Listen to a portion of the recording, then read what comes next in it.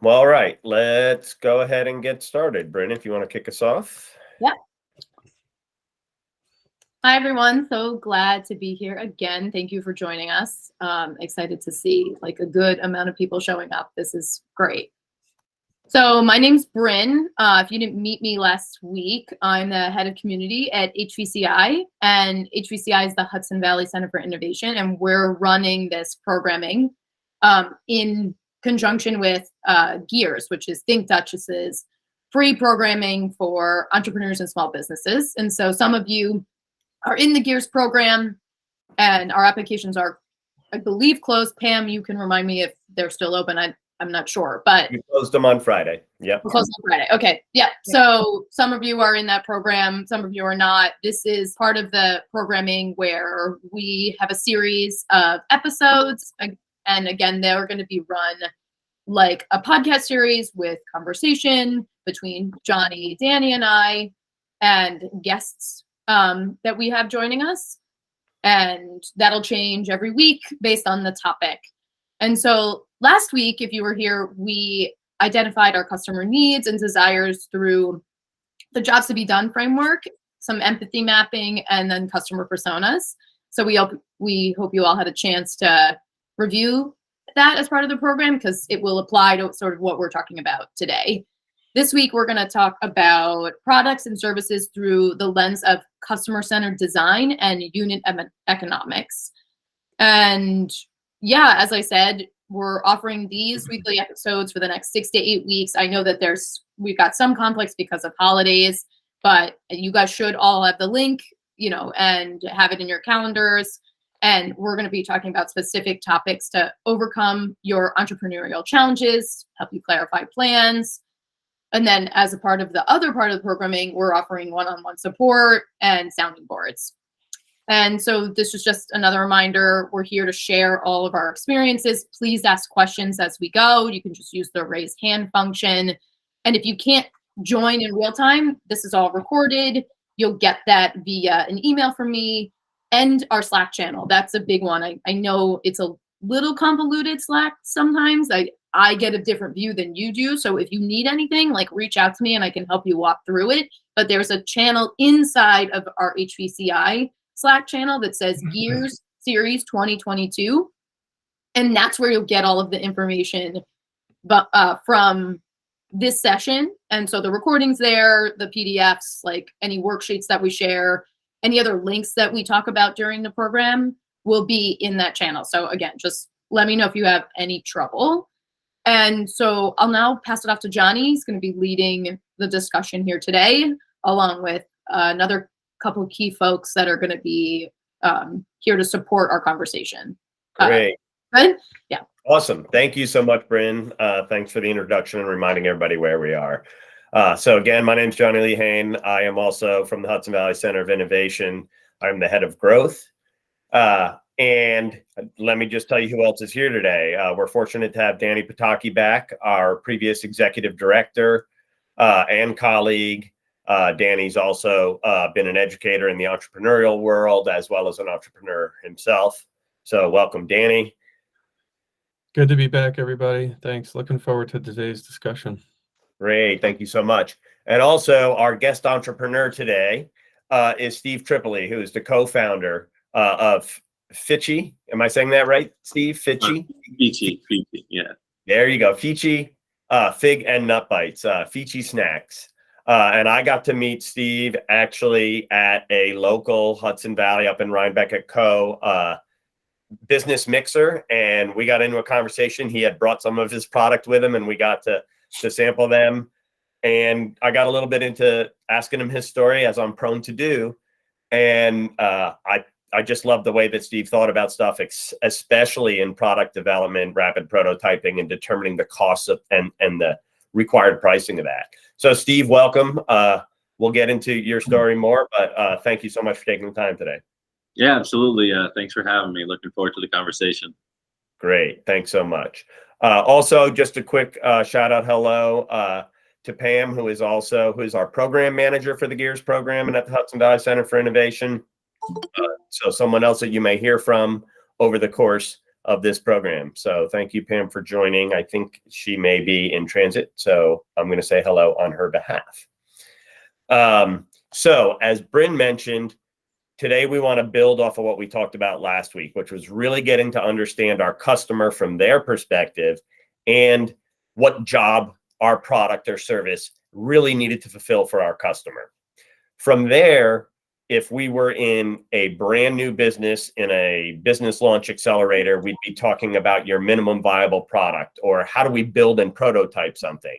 If you're in a mature product, we would be revisiting our product or service definition or design, which is something that we should really be doing from time to time. In thinking about how did we want this group, and they're very different businesses that are in the Gears program, to think about product, we really wanted to think about the customer experience. Sometimes I give an example that a restaurateur may think that their product is the steak that they put on the plate, and that's it. And if I make a great steak, then I'm going to have happy customers. But great restaurateurs know that that product really starts with when the customer drives by or sees an advertisement for the restaurant, and when they first step into the restaurant. What is the experience? What is the smell? What are the sights? What are the sounds? All the way through how they interact with the wait staff, all the way through how the table is set. So we really want everybody to think about their product in that holistic sense. And we're going to dig into some different tools that are used for that. And then after we have that defined, or while we're constantly iterating and refining that, we need to understand our unit economics. What is the cost of providing this product or service at the stage that product or service is at today? How do we make sure that that is really based on the reality of the customer and the experience that they want, and the product and the journey that the product has as well? Because that product doesn't just get on the shelf, for free by itself, et cetera. So there's a whole panoply of costs that we're going to have to take into account there. So we're going to hit a lot of terms. I'm going to throw some of them out here now, and then we're going to learn more about some experiences with these. So on the product and service definition, there's a very popular methodology in the software space. Those folks who come from that may be familiar with agile development. And agile development we'll define a little more further, but it's really about how do you look at the customer perspective as you're developing your product or redeveloping your product.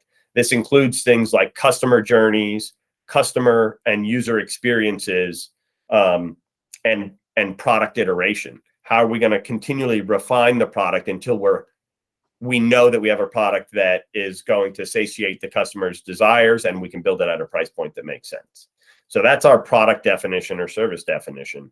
And then on the unit economic side, the second part or main topic that we're talking about today, we're going to dig into what does that really mean, right? What is the unit in your business? And it may be, if you're in the hot sauce business, one bottle of hot sauce, but it may be a case of hot sauce. In the restaurant business, it may be that steak, or it may be the average ticket size of everybody at that table, right? So what is that unit product for us? And then what are the costs associated with that? And how do we determine the right pricing based not just on the cost, but also on the market as a whole? And Steve's got some great experience and examples of how he did that quickly.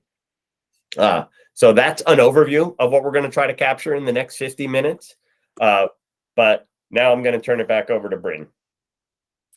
Yeah, I'm excited to ask more. I have more questions around unit economics, especially as a service-based business. So is my unit economic client? And so I think there'll be lots of good conversations. But first, Steve, thank you so much for being here. So will you tell us a little bit about, tell us about HVCI Snacks, and when did you start? Why did you start? And where you guys are at today?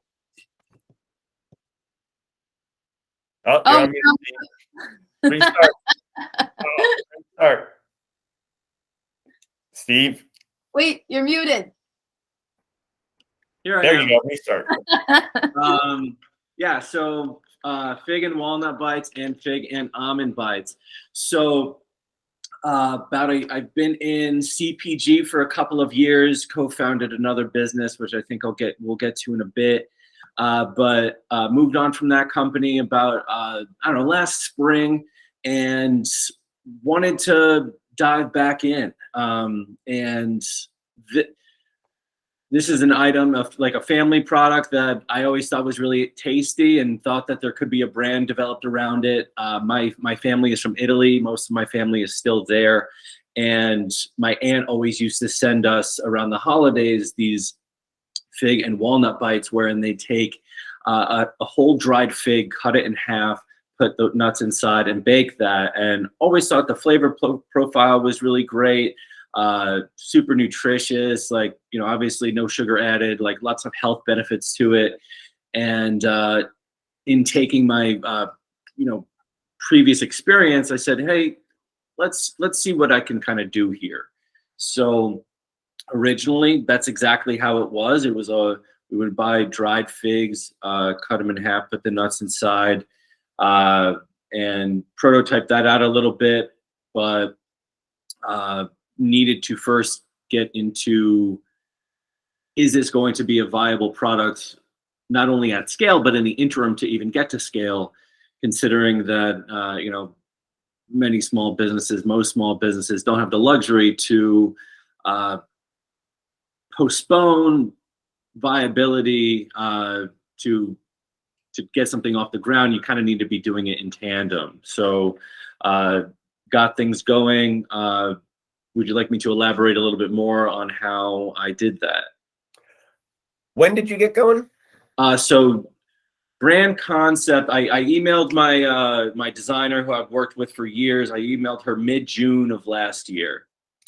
And where are you today? How many products do you have? How many stores are you in?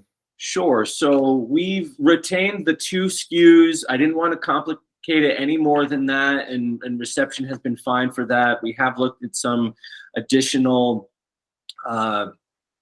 variations of the items, but we're holding it strong with these. We are in a few hundred stores nationwide, kind of some pockets between like the general Northeast and local area up here, but also West Coast and Texas, and through the use of distributors, kind of getting into more places all the time. And so it's been a fun ride, a lot of great reception to it, and challenges, of course, but clearly the groundwork that I did at the beginning helped me get here. Great. And before Fitchy, you mentioned that you had a career in CPG. So have you been in enterprise? Have you been an entrepreneur before? Where'd that go? Yeah, so I always had an interest in entrepreneurial stuff, and before I was able to kind of sustain myself from it, I was involved in different side projects, and me and the friend of mine who I started this business with, we had always worked on different projects, and that got us into marketing consulting for a bit, lightly website creation for some client work. And back in 2014, I was living in Arizona, and I met some folks who were starting a natural cleaning and home product business. Said, hey, this is really cool, and started just helping them out.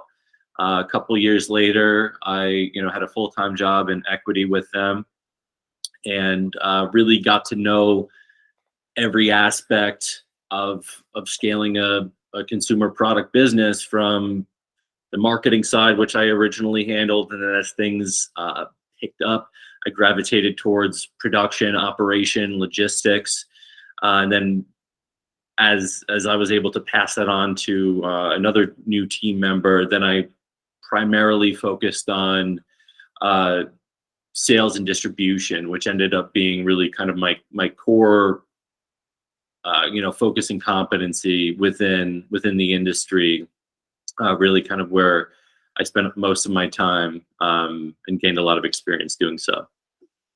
Great. So all of it. That's a good background for launching a new Yeah. Great. So again, welcome and thank you very much. Congratulations on your success to date. We're so glad that this is another business that's growing out of the Hudson Valley and out of Dutchess County. Really look forward to seeing how how your business evolves and some of those new SKUs that'll come up. And I put in the text there, I forget what SKU stands for. I know it's a single product item. Yeah, I don't actually remember what it was off the top of my head either, but I think it's stock keeping. It's about Unit. Unit. That is what it is. Correct. And how they measure in the stores what's on the shelf.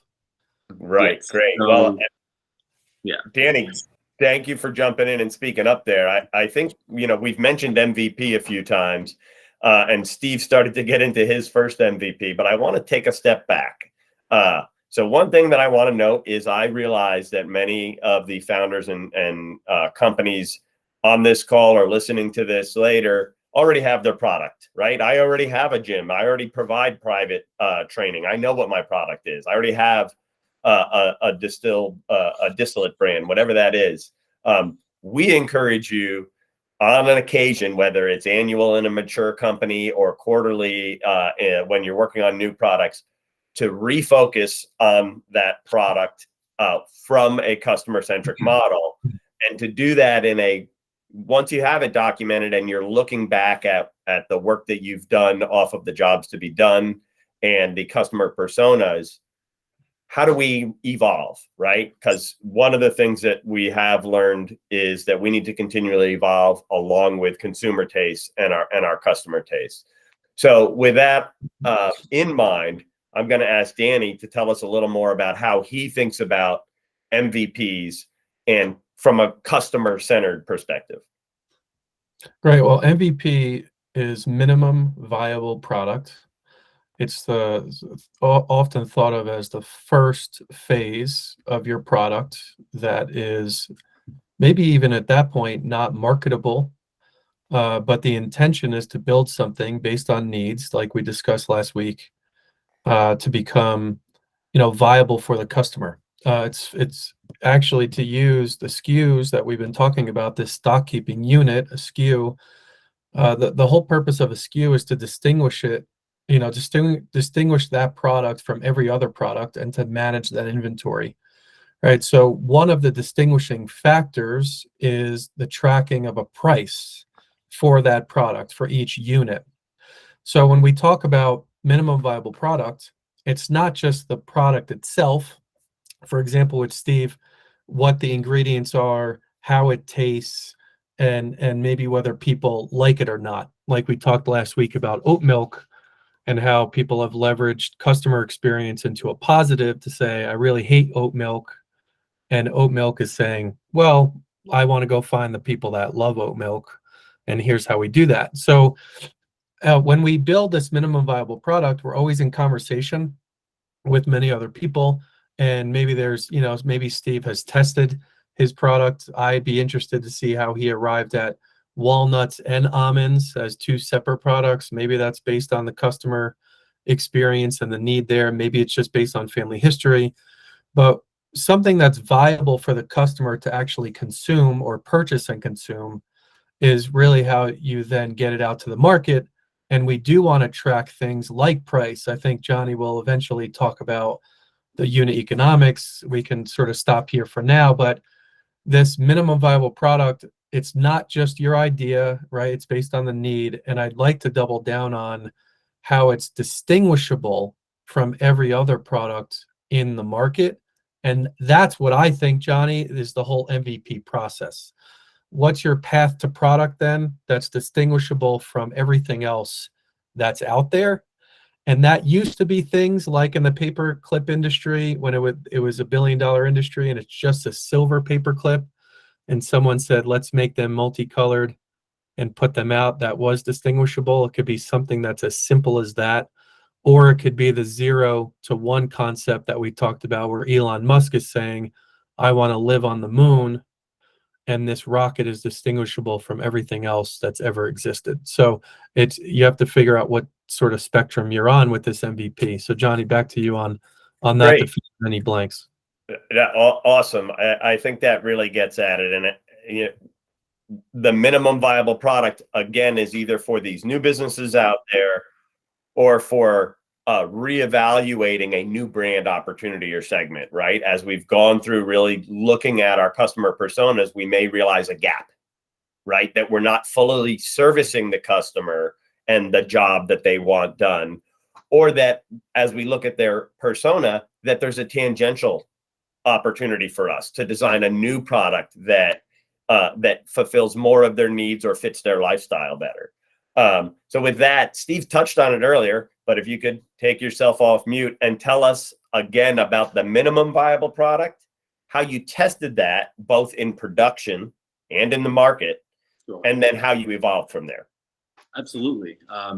So we took the original form, the historical form of the product, which according to what I was looking into, has been done for potentially hundreds of years, just kind of combining the two ingredients in that way. And that's what we set out to do. To touch on Danny's question, walnut was always the kind of historical recipe of it, but I wanted to at least add something on top of that. Almond's a popular nut, relatively inexpensive, and similarly workable, and so we just fit that into the brand in that way, just to have, you know, a little bit more diversity in the product offering. But so first we started making that, testing it out a little bit, and very quickly we realized cutting dried figs in half is absolutely awful, you know, to the tune of hundreds and even thousands of them at a time. It's incredibly slow, not scalable whatsoever.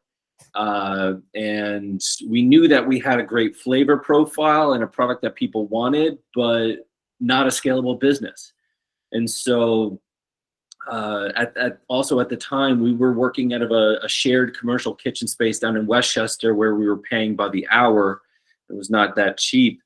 And so not only, I mean, our labor cost was technically free, you know, but we were still paying, I think, $60 an hour or something to be there. So, you know, if our output was 150 units in a 6-hour period, you know, that was factored in, and very quickly we realized we had one very expensive product here. So really started working backwards from there against a price point which we figured would make sense, to really, actually, a lot of it was based on creating the process more efficient while retaining the flavor profile and quality. You know, we knew that it wasn't going to be able to survive with, you know, something that required an enormous amount of labor and cost to produce. And so that's kind of what we set out to do and ultimately achieved. And then on the customer side, where did you interact with the customer along the way? So when you made the first product, with the, you know, the whole food, right, the whole fig and the nut there, did you get that in front of the customer? Yes. So we did a website launch, mostly got it out to friends and family, but again, to just determine, hey, is this a product that people like? You know, to the oat milk example, figs, not everybody likes figs. Some people really do enjoy them though, and enjoy the nutritional aspect of it. And sometimes when I'm sampling, give it to somebody they're not the biggest fan, but in general, you know, I pursue the people that, you know, do enjoy it.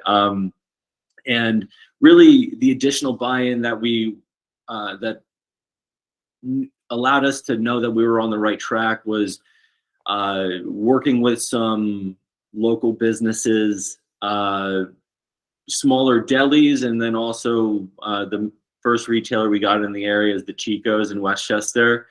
And so to have the buy-in from those buyers, you know, and they handle specialty food items every day, and for them to say, hey, this is a good product that we want to take in, and then for that product to sell fairly well organically off the shelf without having any sort of backing, it's like, okay, well, the fundamentals are here. How can we continue to ramp this up and refine costs, improve margin, and but ultimately keep on this road that we're going. Great. So for you, the demand was there. The customer was showing that demand right away. But as we'll get into later, your big challenge was production and cost, and how to define that and scale up on that. Yeah. Great. So thank you for that. So that's a physical product, newly entering the market, right? And the other we have a lot of other folks who are providing services here. So on the service side, identifying that MVP can be totally different, right? And documenting your existing service is also an important experience, right? So when you're documenting that experience, as I noted at the beginning, I think it's something that needs to be done on a regular basis. And I'm going to go back to our gym membership, because I know we've got a couple folks that are helping people get healthy in their lives, whether it's in the gym or in mental resilience or relationships. And with that, we really have to take into account the whole service. We may think of the service as ourselves. If you're a private fitness instructor, you may think of the service as yourself. And it's like, I know that I can motivate people. I know that I know all the technicalities of how these folks should be working out and what kind of routine they should get into. But that is not going to be our whole product or service, right? We need to document what that experience is going to look like. If we go back at our customer personas and our avatars, and we imagine in our mind or follow a customer actually as they're coming into our gym or our restaurant or our liquor store or wherever we are, that's where their journey is going to start. And what do we want them to experience in an ideal world? And what are they experiencing today as we follow that customer along their journey? And how can we map that out to get a full understanding of where we can amp up either the experience or the service to meet all of their needs? With that, actually, Bryn, I know that you've been building and have had challenges with a service offering that is a very powerful offering. But I wondered if you wanted to share a little bit about how you started, what that service is, and how you've been interacting with the potential customer to find the best way to serve them and create that minimum viable product or service. Sure.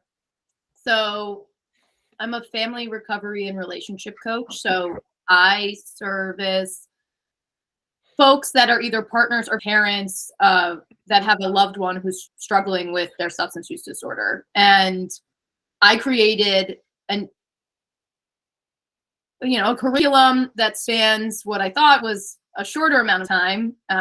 What I'm realizing with the first couple of clients is that people need longer, which I should have realized. As an impacted loved one, I remember how much time we needed when my sister was struggling. Like, it was 6 months to a year. So I have a 3-month program at the moment, and all of the clients that I have are referrals. So I haven't really done much marketing because I don't have a marketing budget. But if referrals are the way in which people are getting to me, how do I lean into that? So I'm struggling there. And if it's a program that is turning into a little bit longer of a period, if I'm charging one chunk of money that maybe is a payment plan, my unit economics is off, right? Because is it per client? Is the chunk of money per client, or is it based on the time, right? So I struggle a little bit there. And the cost of acquisition of each customer, I'm not sure of either. And so it's really trial and error for me at the moment. And I'm excited to say that I have 4 clients. That's, huge for me. And it's working in that I think people, it's, Johnny, part of me is happy to hear you say that it is like a fitness instructor is like, well, you're part of the service, right? So that's there, right? I'm the brand. People are coming to me because they trust me, and there's expertise there, and a shared lived experience. But what's the other piece that I like? What's the entirety? And I wanted, so a little bit, when we met, you were going through the Excel 7 accelerator at the Hudson Valley Center for Innovation, and you were looking at scale, right? Steve said, hey, figs being shoved into nuts wasn't a scalable product, right? And where you are today is back at focusing on individual clients because that allows you to fulfill your mission. But you looked at MVPs that had a software angle. Can you tell a little bit about that and maybe where it pushed you back to where you are today? Yeah, so when I began this journey, I was thinking about my own experience, which was that when my sister was struggling, which was almost 10 years ago now, my family didn't have a like safe place to go to. It's a confusing time for a lot of people who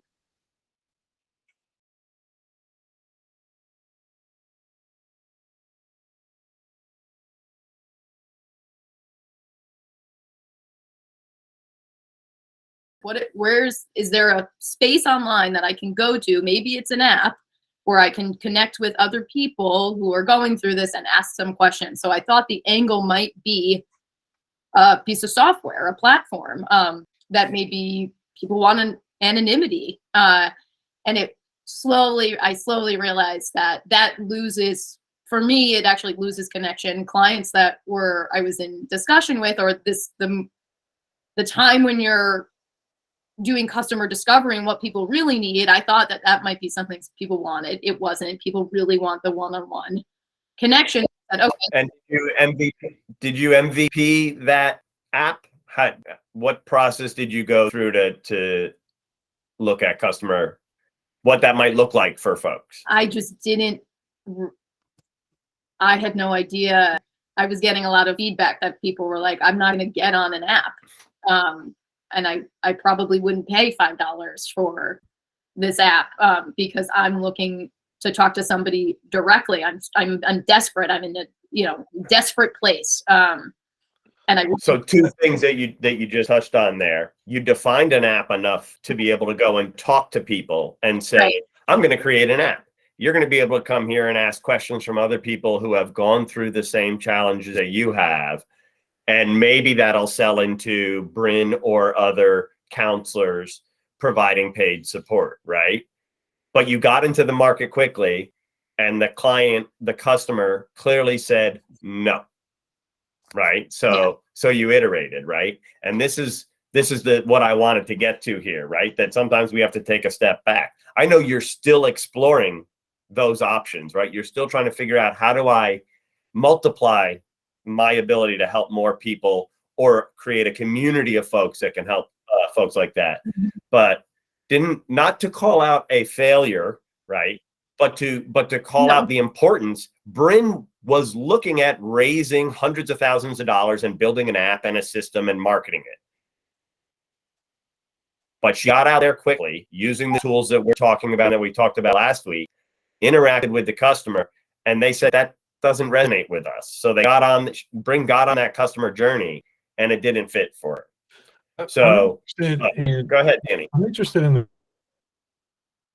the combination of your gut, your heart, your head sort of expertise, right? I mean, there's something that someone either wants or desires, or maybe, Steve, in your case, might be willing to try, right? And then there's a lot of education there. But Bryn, you knew that as well. There was something that someone is saying, this has got to be out there, and it's based on this expertise. If you're a service provider, I would argue that that's a packaged program in a way, or a process, or a system. And then the product, right? This packaged ingredient, Steve, that needs to be out there. And then the customer need too, that we talked about last week, Johnny, right? I mean, I think MVP is a combo of both.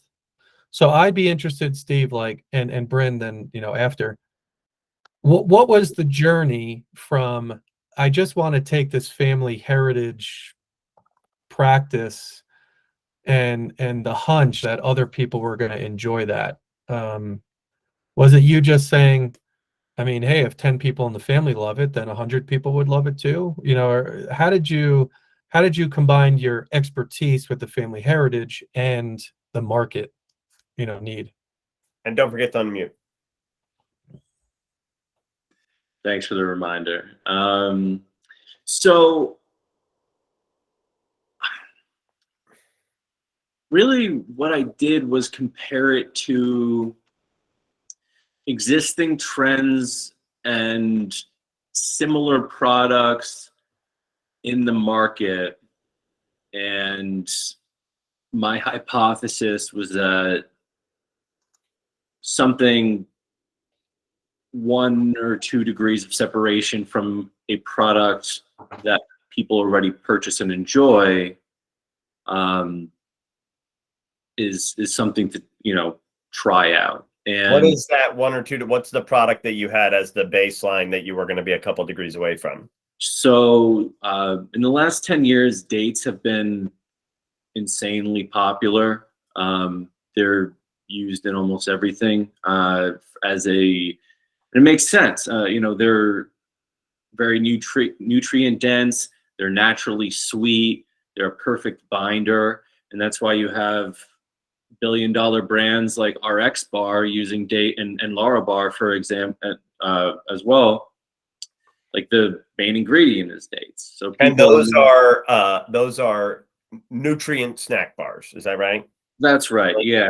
Larabar was first, and they were acquired by General Mills early 2000s for, I think, I don't know, 55 million or something like that. And continue to be a pretty good player out in the general granola bar world. RX Bar, of course, I think 600 million by Kellogg's a couple of years ago. You also have brands like there's one called Julie's that is doing just dates on their own. You have people making syrups and sweeteners out of dates. It's a wonderfully versatile product. So you had dates and energy bars, but you're not in either one of those. Right, but there's many parallels. Figs and dates are very similar in terms of how they behave, how you can use them, how you can cook and create with them, the sweetness, the natural sweetness that they bring to the table by adding them to an item. And so I said, well, hey, people are responding well to dates being used in all of this way. Why not figs? And the answer to that has been, you know, fairly positive. And the other part, like we said, a couple degrees away, you're not snack bar. Right. You're not in the snack bar aisle. And I know some of this from our previous conversation really digs into your unit economics. Mm-hmm. But if I think about the customer persona, the customer journey, sure. When do you expect a customer to be looking for or finding Fiji snack? It's not when they're looking for energy before or after a run. No, although funny enough, people will consume it that way. But yeah, primarily we've been trying to merch in like the merchandise the product, you know, display and sell the product with the cheeses in the deli, and like that, you know, in any grocery store where, you know, the produce meets the deli meets the cheese, it's all kind of the same thing. And so what kind of customer journey would you expect? Why there? What environment do you expect them to use your product in? So from a purchasing perspective, that part of the store commands a higher price point. You know, everything, all of the, you know, accoutrement of a cheese board, you know, most of those items in that part of the store, the lowest you're going to see is maybe, you know, between usually like $8 to $12. Sometimes many cheeses can be, you know, pretty expensive as well. And the other side of it is that's a pretty like exploratory part of the store. For most of the rest of the store, you might have a grocery list and checking things off of it. But if somebody is entertaining and wants to bring something, well, you know, I'm in the business sort of. I don't know all the cheeses off the top of my head. I think a lot of people kind of just wander around that part of the store and observe and say, okay, well, I'm going to grab, you know, a cheddar and a camembert and maybe some crackers and you know, fig bites. That seems really nice. And that's the thing to me, right? That the customer journey in this case is I'm going to entertain. Like that's what I heard, right? Yeah. And you're taking very similar ingredients mm-hmm. and moving to a different use case. You're solving a different problem for the customer. They're not looking necessarily for nourishment for an exercise related thing or a health thing. they're looking for a novelty for Sure. entertainment, a cachet maybe, like, hey, and I found this new product, or maybe they're rediscovering your product because they found it somewhere and they're getting it there. So again, that I would picture a customer journey in that, of they're planning a meal and they know they're going to make a cheese board, and they have, like you say, they have 2 or 3 favorite things they always put on their cheese board, but they're always looking for something new. And following the customer through that journey can help us define that. And I'm gonna stop there and shift gears to unit economics. We have about 17 minutes left, but I want to make sure that we talk about the pricing, because it's great to define a product, but if you can't make it viable for an amount you can sell it, then we're going to have some challenges. So first, I'm going to ask Danny, put his professor hat back on, and tell us unit economics. There's 2 primary components to the unit economics, right? Can you share with us what we mean, or what you mean when you think of unit economics? For unit economics, I think of, I guess I think of components related to the product cost. I think there's the direct cost, or the expenses, that a business has to work through in order to make the product. And then I guess on the flip side, there would be the market opportunity, or the market cost to put it out. So internal and external. And the internal, in Steve's case, would be every cost of every ingredient, every cost of the manufacturing and distribution process. And I would argue, in today's day and age, in today's economy, and this is where it gets tough with margin, is the time and effort of Steve himself. Let's call that the hourly rate that could be baked in to that. All of those things. I want to catch you right there, because Steve said the labor, which was basically free, and I wanted to reach out across the screen and smack him in the face. Because there's a caveat there that I factored that in anyways, but I gave myself, I'm with you. So because we're going to factor it in, like Steve will give us a little more detail in, but we often look at ourselves as free labor for our businesses. Sure. And in the early days, it's something we need to do. But if we're not accounting for it, I know there's a lot of folks in this in this program who are trying to work on their business, not in their business. And if you're working on your business, you need to pay somebody to work in your business. Right. So you need to factor that cost in there, right? Yeah. So those employee costs. And the other key thing I wanted to jump in, maybe to expound on Danny's definition there, is we generally break costs in our business into 2 or 3 sections, right? We have the general sales and administration. That's the overhead. That's stuff that's hard to peg to a specific product, production run, service provision. We might have capital costs. So this may be related to production, but if we buy the hardware to make the production line, that's going to be a capital cost. That's not going to be part of our cost of goods. But if every time we do a production run of 10,000 packages or 1,000 packages, we need to clean that production line, or we need to replace a part we know is going to wear down or is disposable, that's going to be a fractional piece of our cost of goods there. So that's the cost of goods on the one side. And Danny mentioned the external factors, right? That may be your distributor. That may be stocking or shelving fees. And then the other side of it, and I know Steve's going to talk about this a little more, is unit economics include what you can charge for your product, right? We know how much it costs to produce 1 unit or 10 units or 1,000 units. Now we need to figure out how much we can charge for that. And the last bit that I'll say on this before we dig a little deeper with Steve on this is that your unit costs and your unit economics are going to change over time. We're going to have the unit cost and economics for our MVP, or the product that we're doing today. And that might be direct distribution, right? We might be making it in our bathtub and selling it out the front door. But our idealized picture, right? What do we really see this company doing? And what are all the costs that are going to be involved, the cost of goods at scale?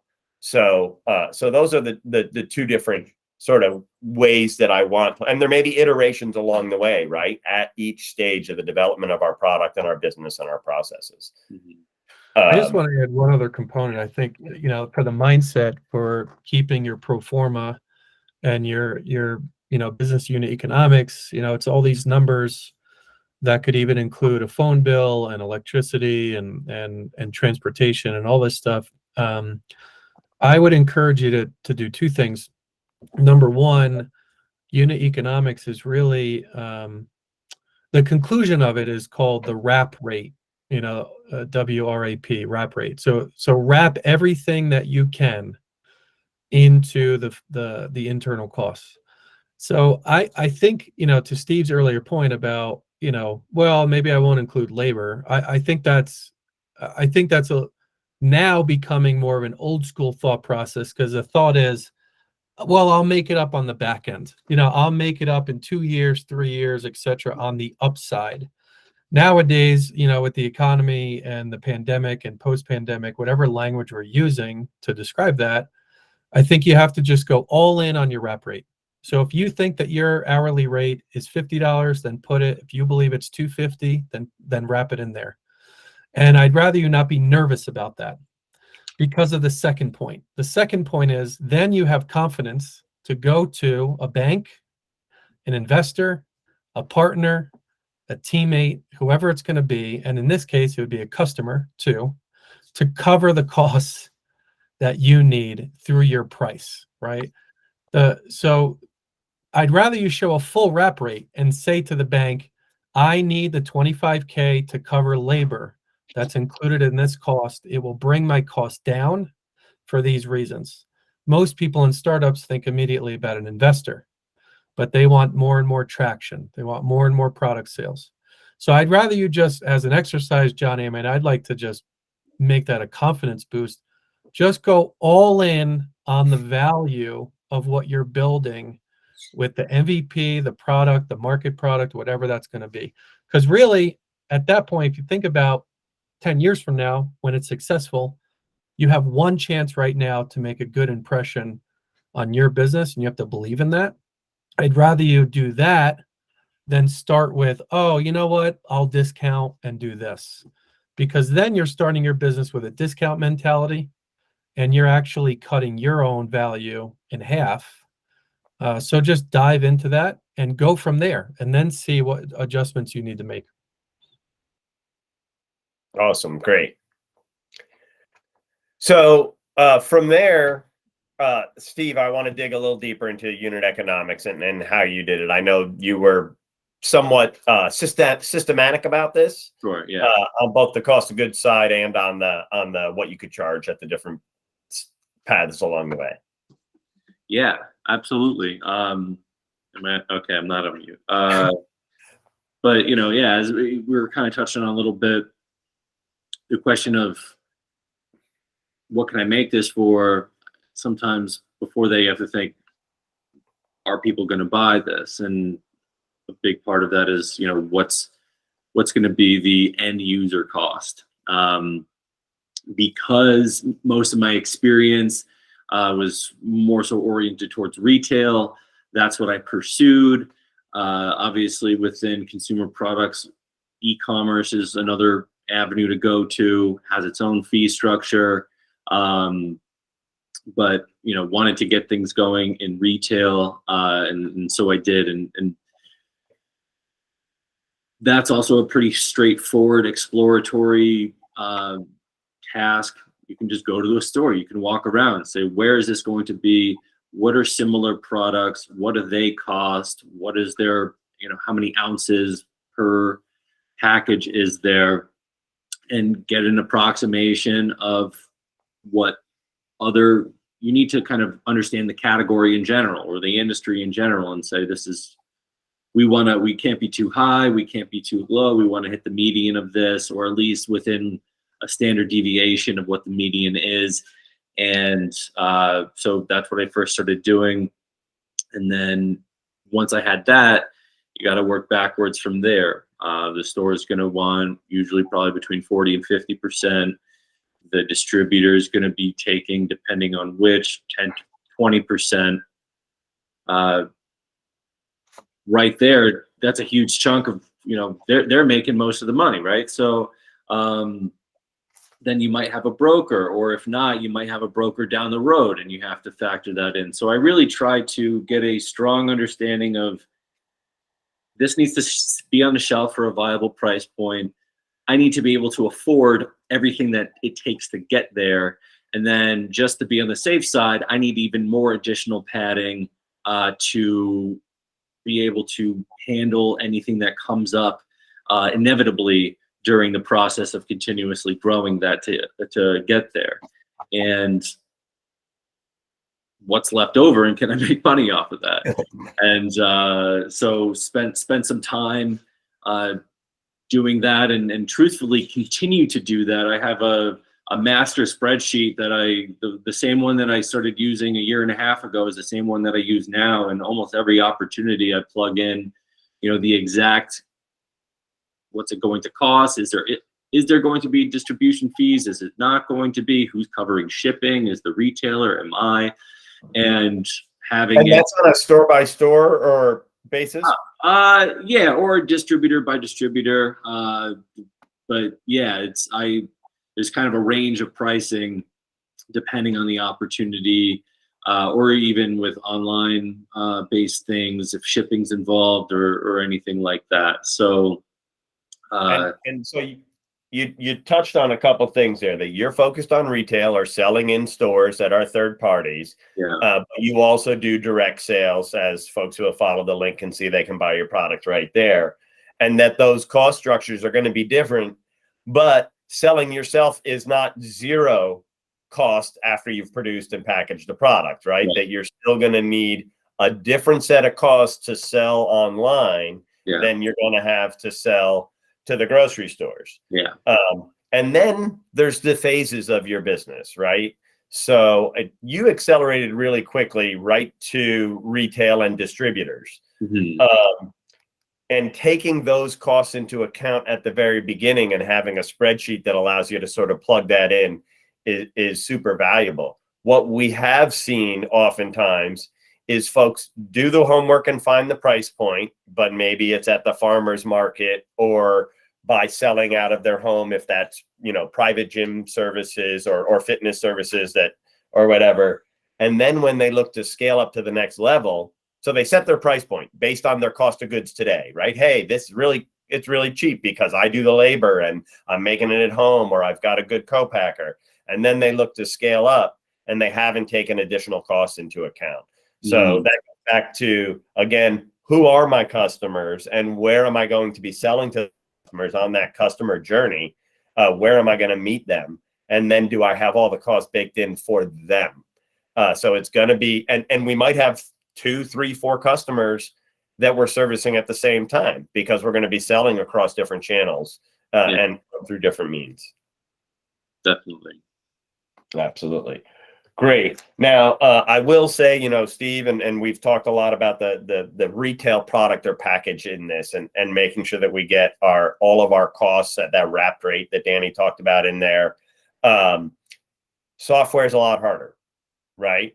Because what they promise us about software is make it once, sell it 1 million times with no incremental cost, right? So this is a lot more upfront cost if you're building a software or software service or software as a service. But the cost of goods is sometimes trickier there. And a lot of times the cost of goods for software or software as a service is people in one way or another. So we need to figure out what portion of our people are included in our cost of goods. And that's usually the cost to get a customer who has decided to buy the product to complete the purchase and to start using the service, right? And this goes for not just software, but all services that we have a subscription of some sort. Again, I'll go back to a gym membership. I am part owner in a co-working space. We have a membership. We're a monthly model, right? If those customers don't start using the product, they're likely to stop paying for the product. So part of our cost of goods is servicing the customer's onboarding experience and getting them up and running and on that product.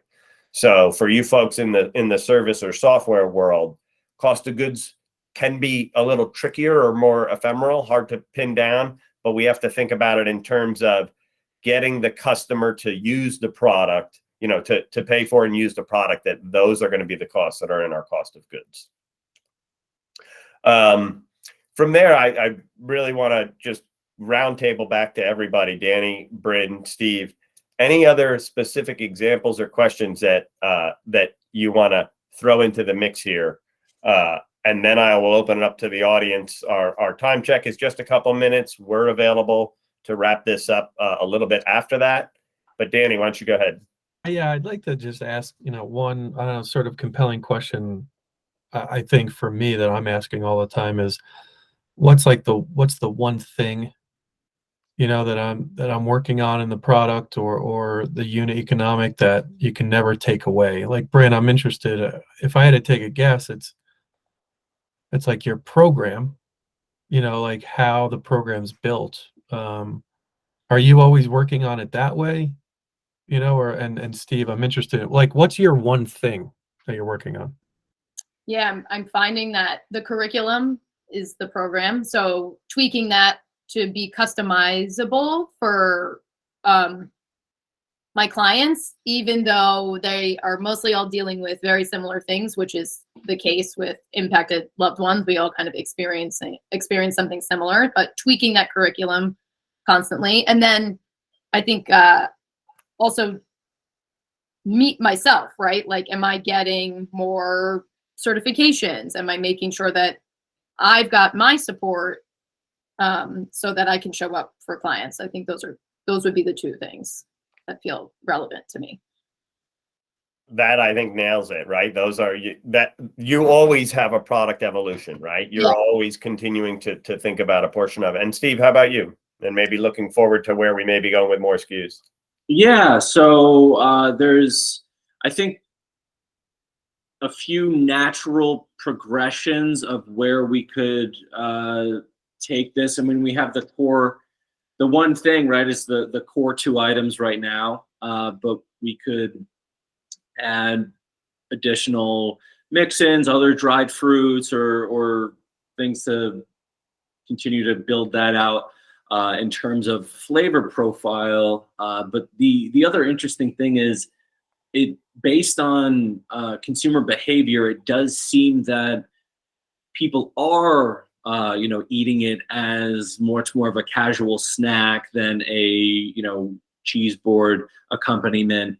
And so I've been receiving a lot of pressure from brokers and various people within that I work with to have more of a grab and go option, whether that may be a bar or something else. And so now that we have these core products, continuing to adapt them to meet the needs of consumers, and allow them to enjoy it in the way that they'd like to. Like full circle. I love it, right? So you make yourself stand out in a different part of the store with a higher price point. You establish that brand name, like Danny was saying, double down on yourself and the value that you're going to create and provide at the beginning. And then let the customer, in this case, the broker is your customer, tell you, hey, we need you back there in that other aisle that you differentiated away from, because that's what you see in the cup. That, like, to me, just shows why you need to stay engaged with the customer, why you need to have that customer focused design when you're looking at your product. So I'm sort of pretty ready to end it right there. I think you nailed it on that, Steve. Great. One of the things, so thank you very much for that, Steve. I wanted to mention, we've talked about last week that we'll be providing worksheets and tools to help you work through some of these methodologies. The team went a little bit around and around on what's the perfect tool for folks to study their customer journey to help it define the product. And we frankly realized that this is very unique to everybody. Steve mentioned he built his own spreadsheet that allowed him to track the costs for himself. Danny mentioned pro forma, and I put a brief definition of it there in the chat. It's the same thing we say about defining your pro forma or your financials, is that there are templates out there, and you can Google a template for customer journey or agile for software or non-software, but it's really going to be specific to you. On our Slack, we hope you will come and ask us questions. If you're a member of the Full Gears program, we hope to talk about and share some customer journeys and how they impact and define our MVPs in our sounding boards. We do encourage, and this may be the first time I've said it out loud, folks that are in the program that are looking for one-on-ones to review or define a plan or draft some of the materials we've talked about, to reach out to us, and we will provide a means of scheduling a one-on-one with myself or another one of our advisors. But with that, one teaser for next week, we're going to be talking about branding. We're going to have Nicole Hartwig-Lando, who also went through the Excel 7 program for her company, Capri Financial, which is financial literacy for girls and young women, and a community around that, but also a brand expert from came out of Parsons School of Design.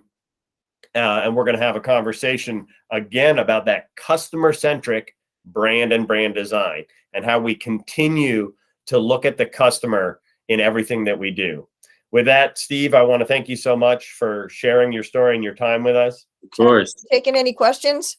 Oh, absolutely. If there are any, I'm available for questions. I know some folks have to go, but I think we're here if anybody has any. Thank you, Pam. Mm-hmm.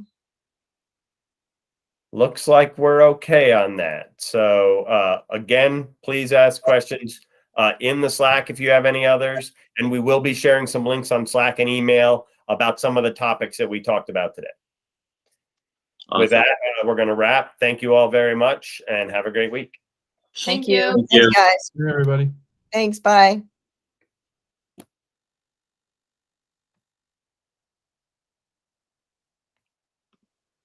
And you can stop recording. Bryn? I think Bryn dropped off, so I think the only way I'm going to stop recording is to kill the meeting. So with that, I'll say thanks, everyone. Thank you so much, Steve. Yeah. Yep. Bye.